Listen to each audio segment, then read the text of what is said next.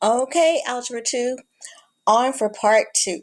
So, yesterday we talked about two-step equations and we essentially just kind of undid operations along with simplifying expressions. And today we're going to just take that another step and use those same skills that we were working on yesterday and combine them with fractions. So part 2 is equations with fractions. You guys were sent the second page to the reteach, which was the two-step, multiple-step equations with fractions. And you should have that. You received it in the mail. And here's a copy of what that looks like, just to give you a visual. So you want to pick up the page or turn over the page that has the fractions on it. And we are going to go through those. Now, I've rewritten them on a big white sheet of paper so I can space it out so you can see it. So, and we are going to start with the example that's on the top of the page. Now, one tip that it provided us with is that it told us that two-step equations can be simplified by multiplying each side by the least common denominator. Now, just to kind of go back to our fractions, our denominator is the bottom portion of the fraction, and the top portion is the numerator. And we also went over the distributive property where you distribute the letter or the number or letter and number across the terms that are in the parentheses. And just to go back over a little more vocabulary, we also worked with the inverse operation where we undid everything and we identified and combined like terms. So remember we said like terms are those terms that look just alike in the sense that they both have the same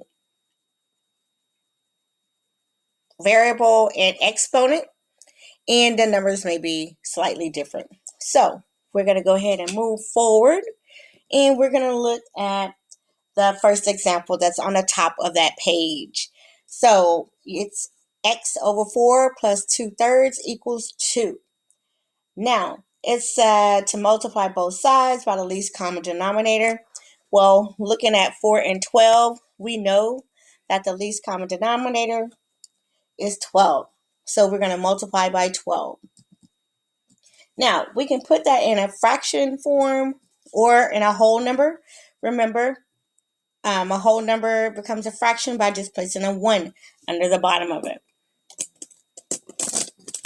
So I'm just rewriting this problem here where we can work on it.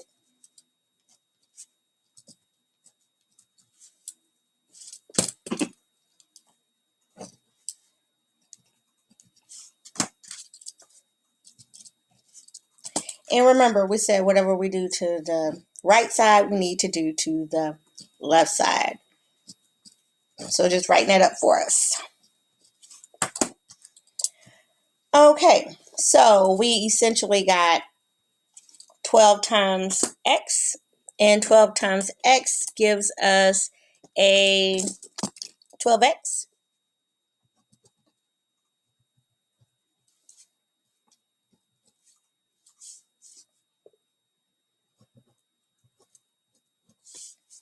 And then we're going to add that.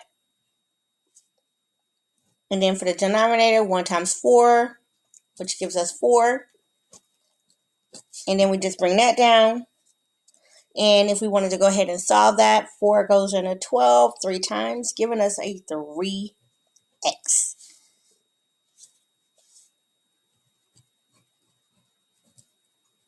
Just want to give you a visual of what that looks like. Next, to the other side of the parentheses, we have 12 times 2. And 12 times 2 is 24.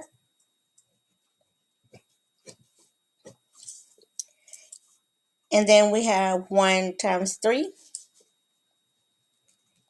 And 1 times 3 is 3. And just want to show you the processing. So from here, we go ahead and bring that down. 3 goes into 24 8 times.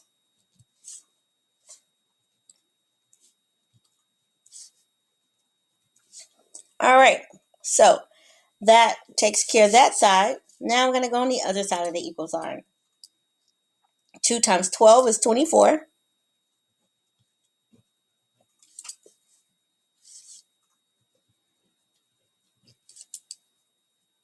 And then 1 times 1 is 1. So that leaves us with 24. Okay, so now that leaves us to a number that looks a little more palatable.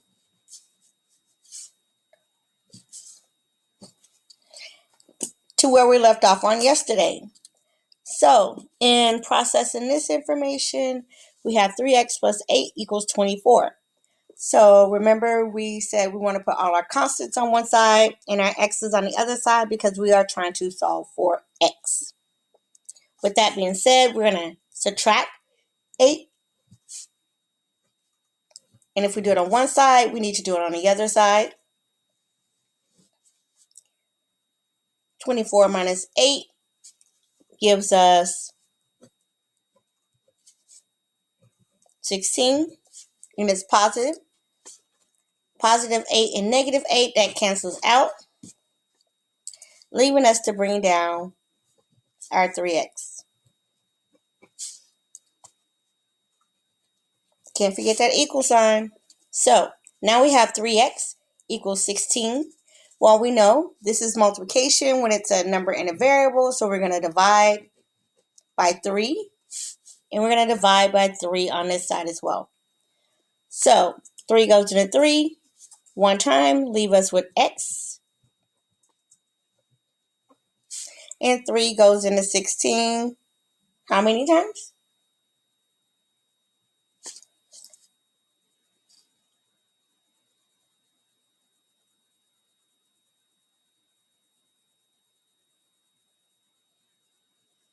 5 times, with 1 left over.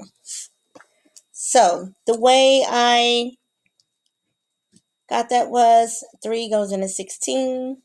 3 doesn't go into 16, it's a 0. 3 doesn't go into 1. So now we move that over. 3 goes into 16 5 times. 3 times 5 is 15. And we subtract, and we have 1 left over. So our whole number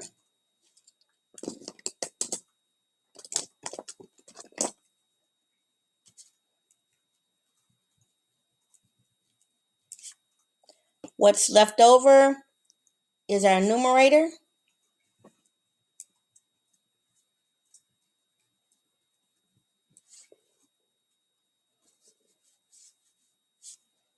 And then we have our denominator here, which is our divisor.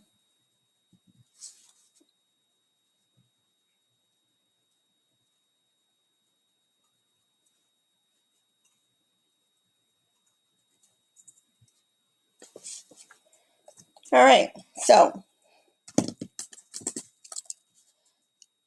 whole number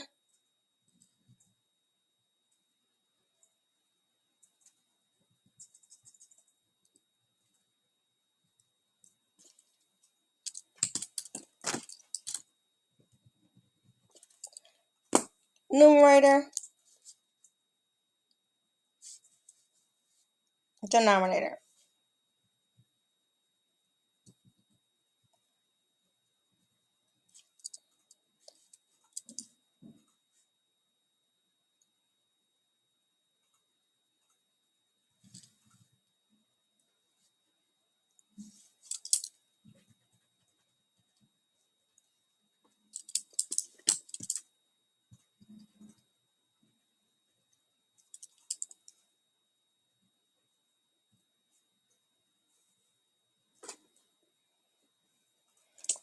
All right, so again, our solution is 5 1/3.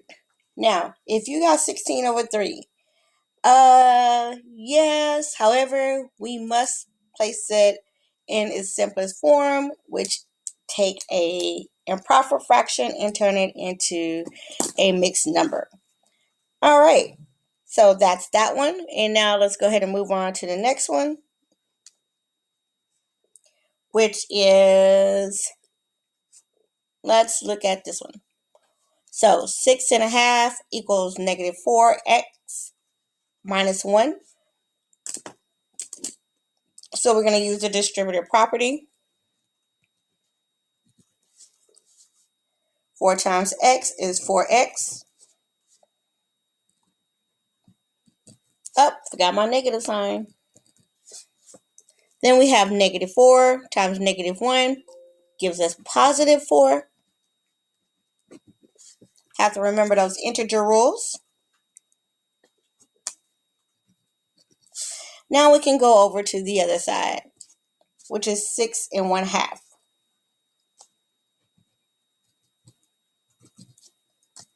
So just to kind of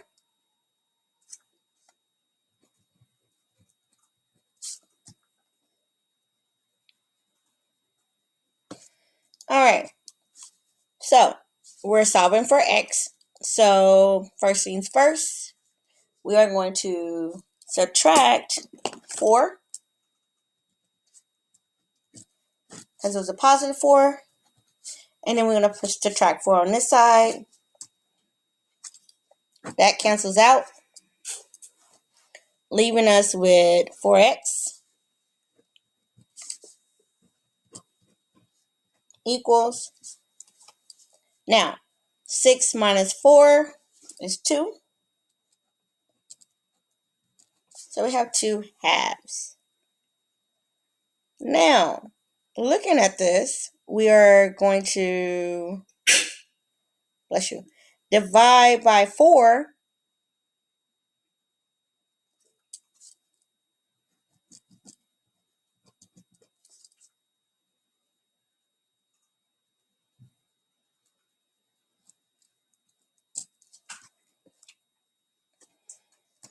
To make that a little more palatable, you know what? Let's see.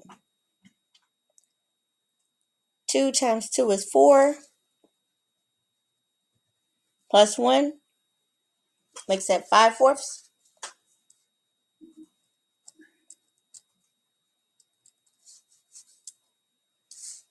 And then we still got to divide it by 4.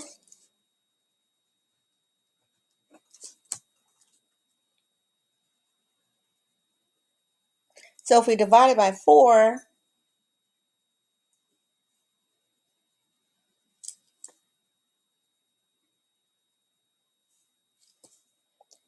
and we said to get rid of it, the fraction, we would need to multiply it by the denominator. So, you know what? Let me do that first.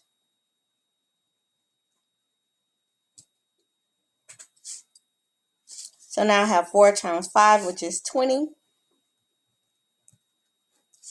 divided by 4, which gives me 5.